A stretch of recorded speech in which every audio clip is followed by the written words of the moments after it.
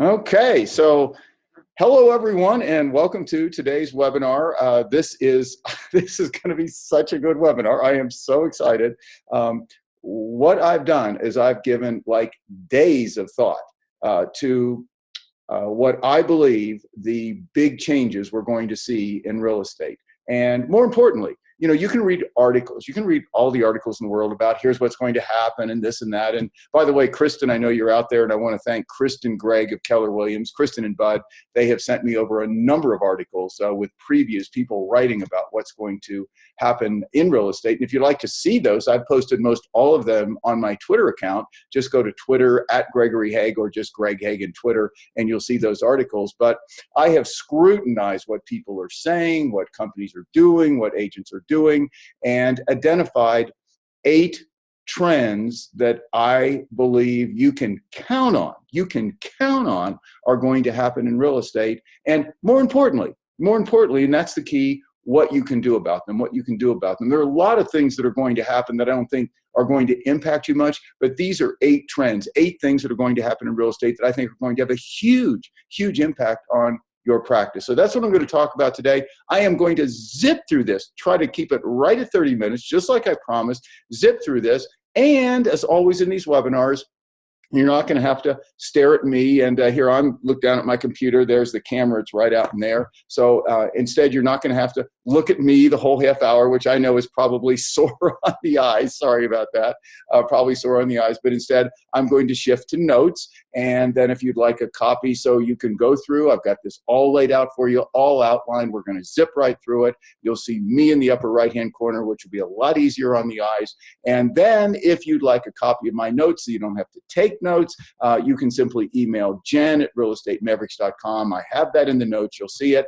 And we will be glad to send you a PDF of my notes, provided, and I'm watching down here at the number of participants, provided that you don't bail out on the webinar. If you bail out on the webinar, you don't listen to the webinar, you cannot have a copy of my notes, okay? You got to stick with me just for my ego purposes, because I see the number of participants down here, and we've got a huge turnout today. So stick with me, and then you can have a copy of my notes. We're going to go to screen share right now.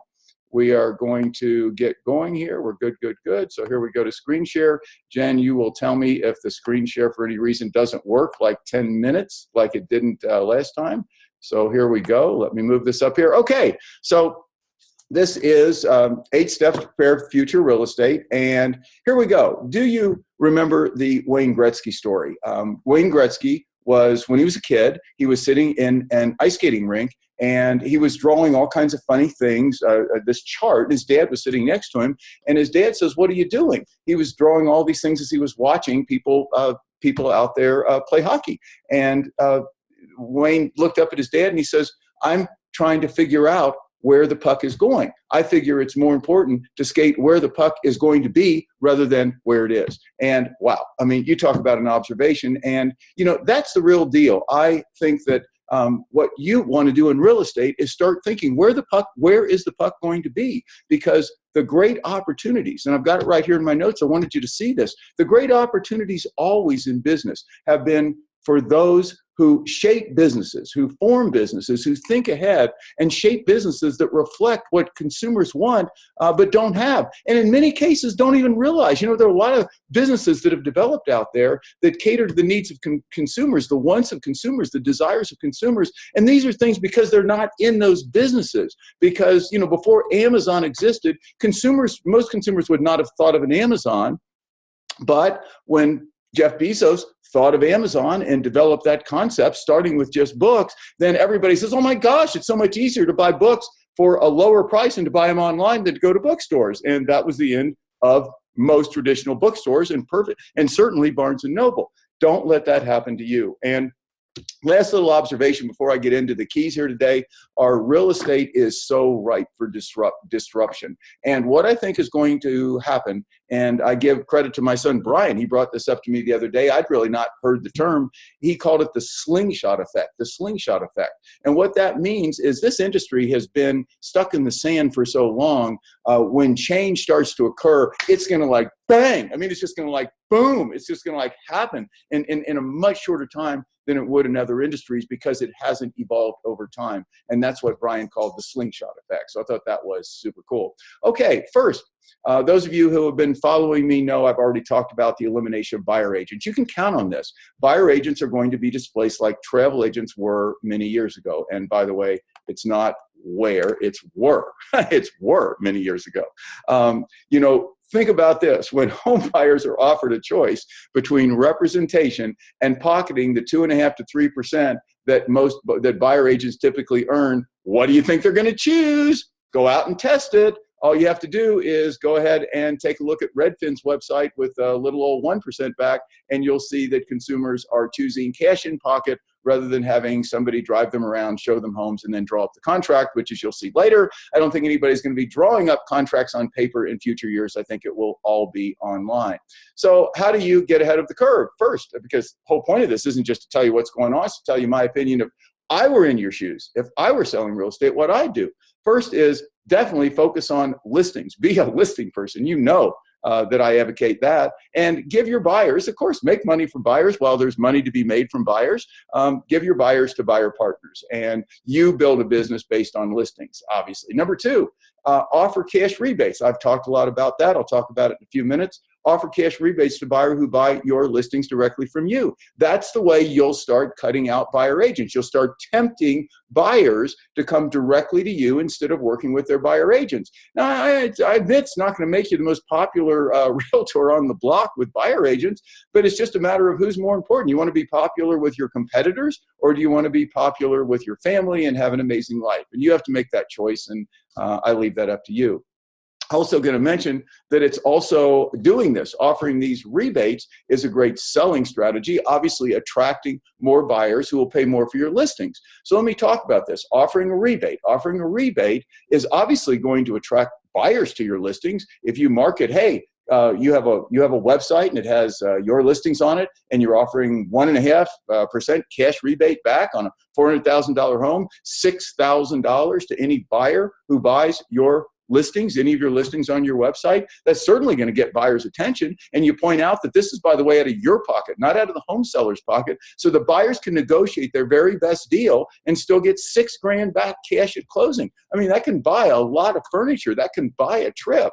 And the other thing that's really interesting about it is the buyers will pay more for your listings. Why? Because buyers generally have a mental mindset, on what they want to pay for properties. And if they know they're getting $6,000 back on a deal, it's going to make it easier for you to make the deal.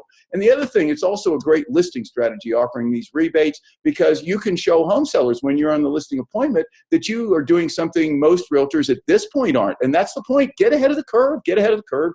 Get ahead of the curve as a listing agent, that you're doing something most other realtors aren't. And it, number one, attracts more buyers. And number two, these are buyers who will pay more for their home because you're giving those buyers an incentive to do it. You're giving them cash back at closing. So mentally they can pay more for the home seller's home, put more in the home seller's pocket, and end up still where they want to be mentally. I'm going to mention that buyer rebates are legal in 40 states, and I'll bet will likely be legal in all states relatively soon because they're so blessed by the Justice Department. I'm certainly not going to go over the Justice Department thing, but I took the liberty of actually copying from the Justice Department website, the U.S. Justice Department, their stance on buyer rebates, how they believe that it's very competitive, it's the right thing to do, how they are pressuring the states to make it legal. So I'm just going to zip through that and mention the 10 states that it is not legal in right here: Alabama, Alaska, Kansas, Louisiana, Mississippi, Missouri, Oklahoma, Oregon, and Tennessee. And then there's some weird law here in Iowa. So if you're in one of those states, well, you can't do it right now. But there is actually a workaround. And if you'd like to know that workaround, if you're in one of those states, you can email jen@realestatemaverick.com. And if I'm in a good mood, I might let you know what that is. Okay, so that is number one. Number two, the end of any official MLS. Yep, I think you're going to see the end of the MLS in the years ahead, and I think that's not going to be too many years. Right now, if you don't know, already in the San Francisco area, over 25% of the homes are selling outside of MLS, and that percentage has increased year over year as agents are starting to understand that MLSs are hardly needed. Now, back in my dad's day, when I first learned to sell real estate, worked for my dad's real estate firm in Cincinnati, the MLS was closed. Many of you may not remember the closed MLS, but that was when only realtors had access to the MLS. Consumers had no access to what was for sale. The only way consumers could know what was for sale back in those days when I first started selling was generally through for sale signs on properties or through ads that realtors placed in newspapers. So essentially, home buyers had to come to realtors to be shown around to find out what was for sale. And MLS, that was our golden goose right now. As I can say here, it forced home buyers and home sellers. It also forced home sellers to work with realtors. You didn't have nearly as many buy owners.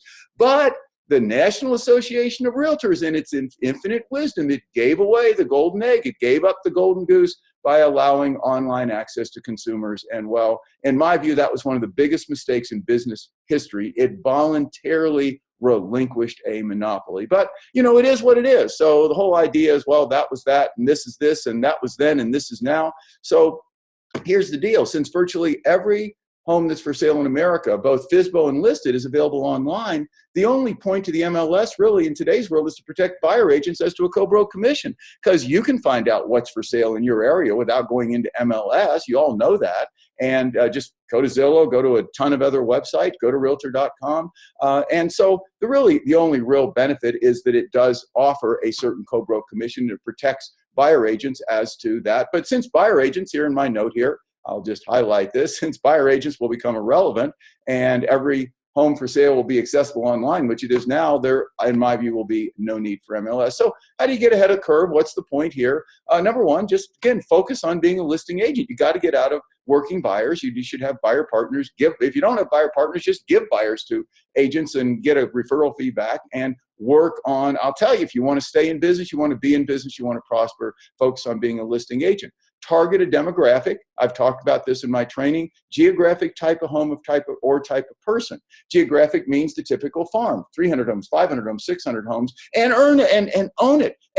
You got to make up your mind to own it. And I'll be talking about that in a minute. Or a type of home, like one of our agents, one of our Maverick agents, focuses on homes of character.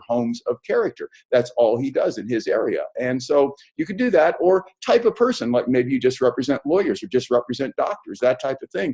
But focus on a demographic and then build a business model that strongly appeals like a powerful magnet to that demographic and own that thing in listings. You've got to do that. And so I'm just saying I'm crystal clear on that. And you just can't go about every day doing what you do. And by the way, you need to get enough market share that home buyers will flock to you because of your inventory. My good buddy Tex Earnhardt in Phoenix. I've been motorcycling with Tex for 25 years. He's one of the most amazing guys in the world. If you go to my LinkedIn profile and read the article I wrote about him, the nicest guy in the world. You can just probably Google it, The Nicest Guy in the World by Greg Hague. What an amazing guy. Well, he's a billionaire, I expect. He's got 18, 19 dealerships there. And the whole idea is he's got inventory, and that's why buyers come to him. So you just need to think like Tex. And also, don't rely on co-broke sales. List homes and aggressively market direct to buyers. And as I said earlier, offer buyer rebates if your state allows. Do you get that point? The idea is to target a demographic, own it in listings. If it's 100 homes, for gosh sake, better to have a business that owns 100 homes where everybody in that 100-home community would be nuts to list with anyone else and they know it, than to be all scattered around selling homes all over the world. You can still keep doing that while you do this. You don't have to give up what you're doing. You don't have to give up making money to develop this other business model and to start pounding it into an area and start owning a market. You can still keep doing what you're doing and earning money therefore. You're earning the same kind of money you're earning now. Just increase your bandwidth. Watch a little less of the Olympics or whatever, but make it happen. This is your future. So that is number 2, and that is the end of an official MLS and what to do about it. Number 3, sellers are going to be showing their own homes to save commission. You can count on this. Here's the deal. I did a Voxer on this to my Voxer coaching groups. I have 3 Voxer coaching groups last night, I think it was. And homeowners show their own homes better than realtors. I mean, you know that. Have you ever, on a listing appointment, when the home sellers take you through the home before you actually list the property? I mean, come on, they're really good at this. You got to admit that. You may not like it, but you got to admit it. And you know, the home buyers love, and also home buyers love to meet and talk with home sellers. And this tradition, it's right in my notes here, the tradition that realtors must always be present is nuts. My eyes were first awakened to this reality back over 30 years ago when I was holding my last open house.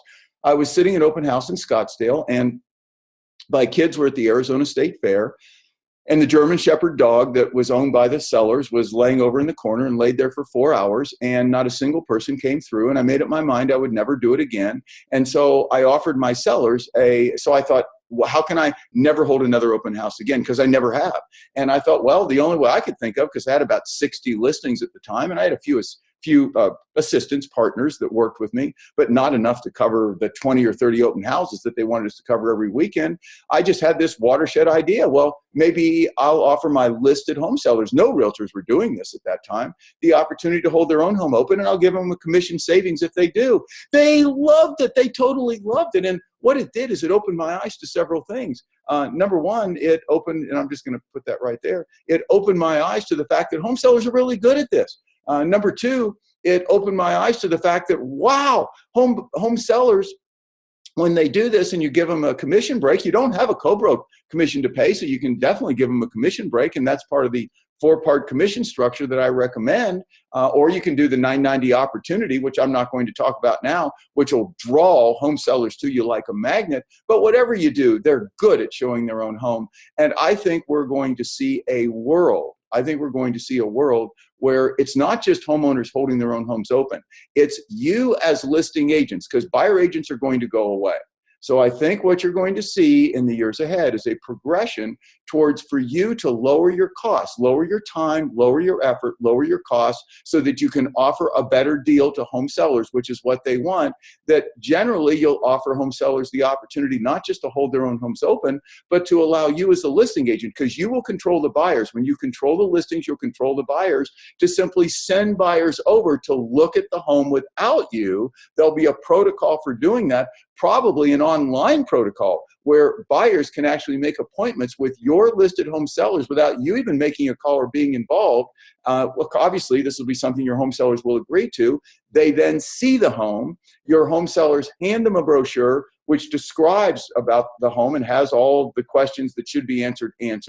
And of course, they don't negotiate it. They don't talk price. Your home sellers are well informed as to what to do and what not to do. And I developed a pamphlet for all of you, for those of you in my training. Go to maverickmessage.com, you know the password, and there's a downloadable pamphlet that you can hand to home sellers that just gives them all the tips on how to hold an effective open house, what to do and what not to do. But I think it's going to come to where they're actually showing their own home. So how do you get ahead of the curve? Start by offering your home sellers the opportunity to hold their own homes open with a commission savings if they find the buyer who's not with a realtor. If you'd like the contract language, for those of you who are in my coaching, if you like the contract language, you can email Jen@realestatemaverick.com or just go to maverickmessage.com, put in the password, and it is there. Because you do need to be careful on the contract language that the commission discount only applies when the homeowner finds a buyer who isn't seeing the home with a realtor right then, hasn't seen the home previously with a realtor, so there's no procuring cause issue, and doesn't want to connect with a realtor. That is, they see it alone, but then want to deal with their realtor. And in one sentence, I cover that in contract language for you that has stood the test of time for 30 years. So if you're in my coaching, you're welcome to that. You can email Jen or just go to maverickmessage.com. So there is sellers show their own homes to save commission. You should experiment with that. And my view is not just with open houses, guys. You should experiment with it by asking their sellers if they'd like to participate in the showing process, have you send buyers over, and give them a commission break for doing it. Why? Because it's going to save you time. Okay, online paperless negotiation. I don't have to spend a lot of time on that. Kristen Gregg, Kristen, thank you, sent me over this article. The guy who co-built Uber is coming for real estate. Essentially what he's doing is setting up an online methodology for negotiating real estate deals. And it's actually the one he's doing is where buyers can see the offers. They can't see who is making offers, but they can see the pending offers on a property, and then buyers just continue to bid, kind of almost it looks like an online bidding thing, and I guess there'll be some into it, etc. But it's all online, it's all paperless. Well, guys, if you think that is, I mean, there'll be so many of these. This will just be one. This guy, by the way, he's the real deal. He's got a fortune he can put behind it. My guess is that it won't be very long at all before all negotiation will be done online, and I think there'll come a point where a realtor's role in that is going to be minimal. So I don't really have a go-to on that online paperless negotiation other than to be aware that it exists, and maybe you should be looking for there right now, or you're all familiar with a lot of ways that you can convey information, convey contracts online, have them signed through DocuSign, etc. I would be looking for, that's just signing paper documents. I'd be just keeping my eyes open out there for the various things like this, the one that this guy from Uber is developing, where you can actually negotiate online paperless negotiation. I just keep my eyes open for that, and when you see those, I'd start, again, just experimenting with those protocols. Okay, so that's that one. Next, percentage commissions are going to give way to hourly or fixed fee. I'm sorry, I hate it too. Believe me, I have made a fortune. I'm up here. I don't think I would be up here with my ranch in Wyoming if it weren't for all the percentage commissions I've earned over the years. That being said, you know, the real way to prosper in any business is, as I said earlier, to get ahead of the curve, to know where the puck is going and to form a business around it. And if you do that, you're going to be able to prosper, while other realtors who have, let's call it, head in the sand, are going to get left in the dust, and they're probably going to be out of business. So you need to think logically, not traditionally or emotionally. I know it's an emotional thing, but the bottom line is, does it really cost, think about this, you just need to think about this. Does it really cost 3 times as much to market a $900,000 home as it does a $300,000 home? And I mean, you know, it doesn't. I've been there, you've been there. Sometimes it does, but sometimes it doesn't. Sometimes a $300,000 home is much tougher because the home seller's tougher. Home seller overprices it. Home seller's not as motivated. There's so many factors that go into the equation as to what it costs and how much time it takes. And it's generally not the price range of the home until you get into the very expensive homes. And still then, it doesn't cost, we'll say 10 times as much generally to market a $2 million home as a $200,000 home. So the percentage commission, also think about this, it's a gambling game with the seller in ultimate control of your destiny. Basically what you're doing is taking a success fee, a percentage success fee. So the percentage doesn't really make sense, because what does it have to do with price range in terms of cost and time? And the other thing is, it's a gambling game. So, and the bad thing about the gambling game is you're not in control. You're not the one that reaches down and decides when to sell. So, you know, you got, what happens out there is you pay the price when you have bad home sellers, and good home sellers pay the price. They pay an inflated commission for wacky, overpriced, unmotivated home sellers. So that's just food for thought. I mean, if there's something illogical, if you really believe that I'm right, and you believe that a percentage commission that is a success fee and it's based on the price of the home, if you really believe that, as I do, that that's illogical, I'm not suggesting you don't take it. I'm not suggesting you don't get it when you can. I'm just suggesting that you might start experimenting with home sellers who are negotiating hard on that, and give them an alternative that is hourly or fee-based, and just get your feet wet with that concept of charging hourly or fee-based.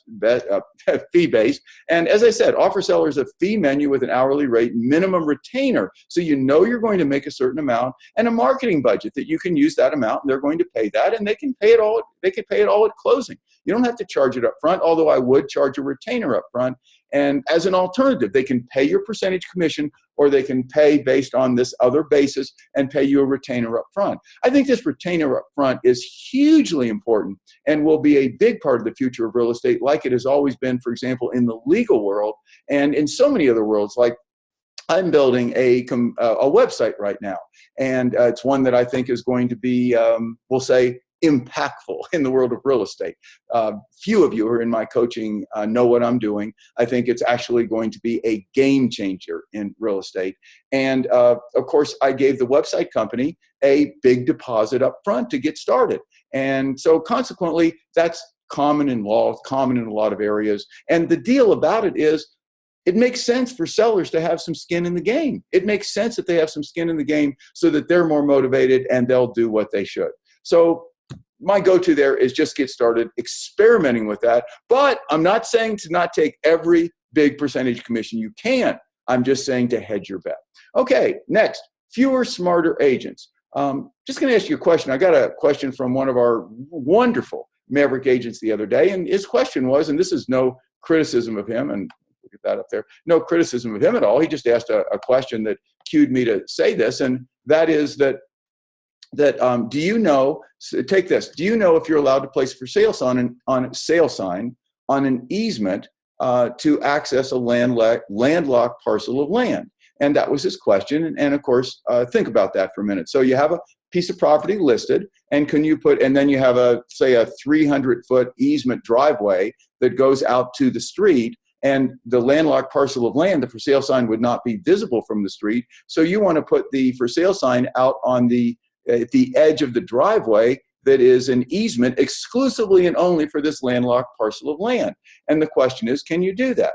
And the answer is no. You can't, because an easement is not a right of possession. It's a right of ingress and egress. And so you'd need a right of possession in order to put a for sale sign on it. Now, as he said, and I agreed, I'd put it on it until the actual owner of the land over which the easement runs objects, and the odds are they wouldn't. But my point isn't really that. My point is, do you know the definition of an easement? Do you know the exclusions in a basic title policy? How about in the upgraded version? Do you know the 3 types of deeds? Do you know bang, bang, bang, just what they are, and why your seller should request a special warranty deed over a general warranty deed? Can you explain that to sellers with meticulosity?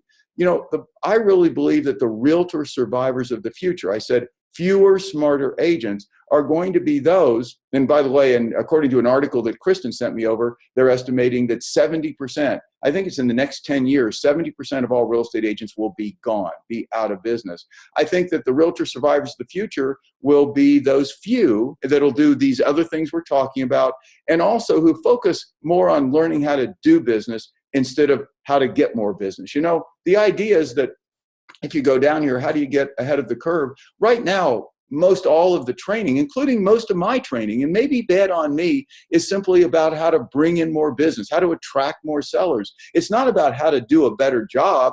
The pre-launch formula is, but for the most part, it's about how to have a compelling message, how to do more business, and that's what agents pay for. Well, I've really thought about real estate mavericks, instead of being so focused on that, being the Harvard of real estate. I mean, like my dad made me, making the agents I coach like ultra smart. I've been fortunate that my dad got me started on that path, and then I went to law school, and I just was intent on learning everything about real estate. And I have to tell you, when you're looking for ways to attract sellers and make them want to list with you, when you demonstrate that you are like wickedly smart, I mean like dangerously smart, that's going to really make them, if I had somebody in here that talked the way I have been able to talk because I was so fortunate that my dad started me down the right path.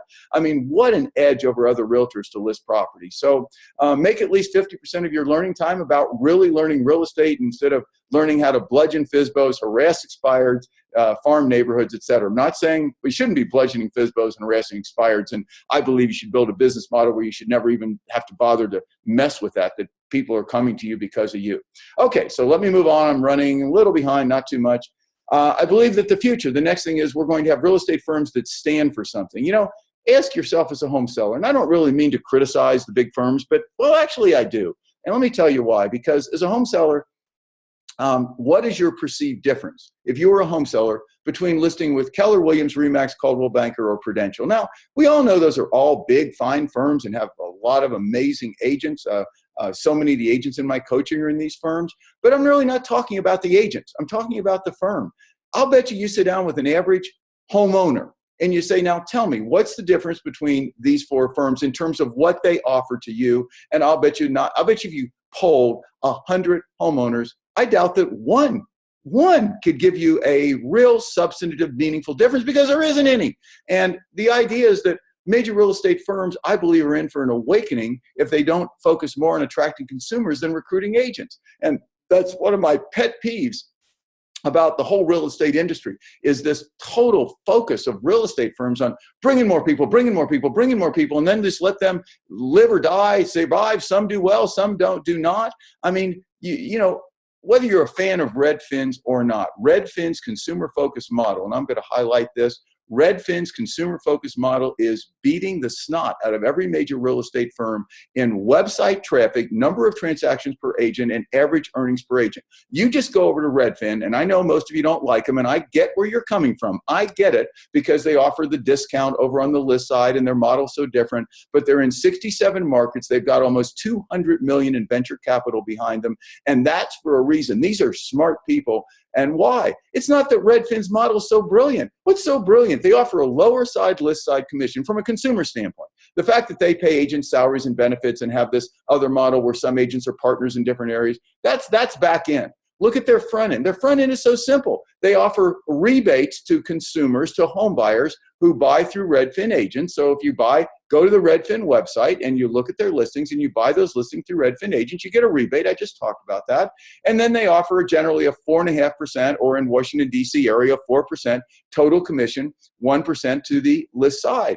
So that there, come on. I mean, what's that? There's nothing really watershed about that, and yet they are powdered with consumer business because they have a consumer-focused model. They actually stand for something. And so you may not like them, but bottom line is, here it is, consumers do. So how do you get ahead of the curve? Don't count on your real estate firm for your future. Develop your own unique home selling process, non-traditional fee structure, coupled with a compelling consumer-focused message. In other words, build your own real estate business within your own real estate firm, or if your firm takes too big a piece of your pie, then go do your own firm. Again, this is no criticism of any particular real estate firm. I care about you. Bottom line is I care about you, and I don't care. It doesn't matter whether you're with a big firm or not, but if they're taking too much out of your pocket, then your whole future is based on you building your model, because these big firms aren't. They're not going to change. The reason they're not going to change, because if they did start doing that, half the people would like it, half the people would hate it, they'd lose half their people, and they're not willing to take the risk, so they're not going to make a change, so you can count on that now.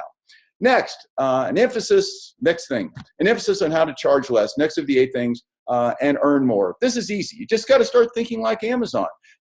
Don't get fixated on this 6%, and that anybody that charges less than that, or charges or has some original creative different thing, is an evil discounter. That is the stupidest, silliest thing in the world. You've got to shed this fixation on 6% or some percentage thing. You need to also make the transition from being a technician to an entrepreneur. In Michael Gerber's book, E-Myth Revisited, a technician is a person who day to day does the work of the business. And then he has this, what he calls the fatal assumption. The fatal assumption is the belief that because you know how to do the technical work of a business, you know how to build a business that does that technical work, and you don't. Those are not the same things. I could build I know for a fact that I could start a successful dry cleaning business. I don't know a thing about dry cleaning, but I could hire people who do, but I do know how to build a business, and I do know how to market a business, and I'll bet you I could build a rock-solid, successful chain of dry cleaning businesses, never knowing anything about dry cleaning. I would simply hire people to do the technical work of the business, and I would use my entrepreneurial visionary smarts to build that business, and that's my point. Do both. In the beginning, be the technician. That's okay, but you also have to be a visionary and build a business that attracts consumers like a magnet, because you offer what they want while your competitors still have their heads in the sand. And I'll leave that with this. 1.2 million realtors do business pretty much the same, and you know it's true. It's their Achilles heel. Make it your opportunity. Okay, so there we go. If you'd like a copy of my webinar notes, you can email Jen at realestatemaverick.com. If you want to achieve greatness, stop asking for permission. If you want to achieve greatness, stop asking for permission. If you'd like to get in touch with me, I'm Greg at realestatemaverick.com. That's Greg at realestatemaverick.com. And I'm going to ask you, is there a Maverick in you? And I'm going to stop the screen share for just a second, and then I'm going to finish with this. You know, guys, back when 35 years ago, when I started selling real estate in non-traditional ways, and my first big process was make every agent your listing agent. Kind of a crazy thing. I went out and co-broke my entire commission. I was brand new in the business, and nobody would list with me, even though I was working for my dad's firm. Nobody would still list with me. So I thought, what can I do? And this was my birthing. This was my enlightening. This was my watershed moment when I suddenly realized that the real key to success is having a business, a product, a process that attracts home sellers to want to list with you, even if they don't like you, even if you have no experience in the business. And I'm not suggesting they shouldn't like you, but I came up with this idea, make every agent your listing agent. Essentially, I just went into home sellers and I said, look, I'll tell you what I'll do. If you list with me, I'll co-broke my entire 6% commission. And they said, you're what? I said, yeah, I'll just double what any agent makes who shows and sells your home. And essentially, I'll give every agent in Cincinnati, I was in Cincinnati, Ohio, I'll give every agent in Cincinnati the permission to also market your home, and whomever sells it, including me, earns the 6%. And home sellers would say, well, how can you earn anything? Why will you do that? So I'll say, well, I'll earn the whole 6%. I'll earn the entire 6% if I sell it. It won't allow me to sit around on my duff and just hope it sells and hope some co-broke sells it. I'll be working triple as hard. And hey, I said, if I end up with a goose egg and your home sells co-broke and somebody makes 6%, well, good for you. I expect you'll recommend me to other people. You know I'm brand new in the business, so you are going to be able to take advantage of the fact that I'm brand new in the business with this amazing process that I came up with. And I listed the next 10 homes in a row, sold only one myself, made 6%, but 6 of those home sellers bought a home through me and I made 3%, and all 10 of the homes sold. Nobody expired. Why would anybody leave me? But this isn't about that. This is about, wow, that just opened my eyes. By the way, why did I ever stop doing that? Because my dad called me in. I worked for him, Hague Realtors in Cincinnati. And he says, Greg, what are you doing? And I said, well, I explained the thing. He said, he's got about 200 and some agents, 300 agents. He said, I got people in an uproar here. You know, based on what you're doing, they said, this is crazy. You're ruining the business and all this stuff, and you got to stop. I said, but Dad, look at all the listings I'm getting. This is extra money for our firm. These are listings I would have never had. These ones that sell for free, we're not losing anything, because I was on a commission split with my dad, obviously with his firm. Everybody was. But back in those days, it was just 50-50. And he says, Greg, I get it. It's actually really smart. But the bottom line is I'm going to lose everybody in the firm because they hate it because you're having so much success with it. Well, that's what you want to do. You want to go out there and just develop some kind of a business model like that. And I've talked about that just that attracts consumers like a magnet, that makes other realtors, no matter how long they've been in the business, no matter how much experience they have, no matter how many homes they've sold, that it just disables them. That because your business model, what you offer consumers, is so advanced, so much better, so strategic, that they have to list their home with you. And that's when you focus that in a given demographic and you own that sucker. And that's when you'll have a business that is designed for the future. Well, thanks for listening. Sorry I ran 7 minutes late. You guys, I love you for tuning in to me every week. That is so cool. Those of you who are in my coaching, thank you. You know how much you mean to me. And I'll just finish by saying I salute the Maverick in you. You guys have an amazing day. Bye-bye.